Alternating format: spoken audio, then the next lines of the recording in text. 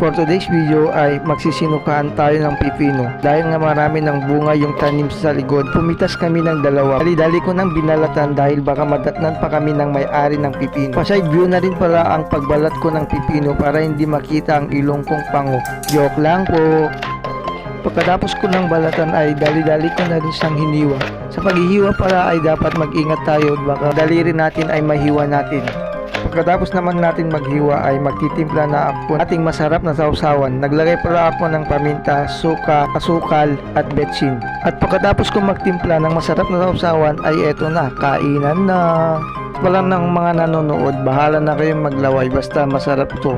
Timpla ko pala ng sausawan ay wala kaming sili. Dahil mahilig kami sa sili ay naghanap kami ng pangpahanghang. Naisip pala namin yung chili oil kaya kinuha ko muna. At ayun nga, pagkalagay namin ng chili oil ay mas lalong sumarap ang ginawa naming sausawan.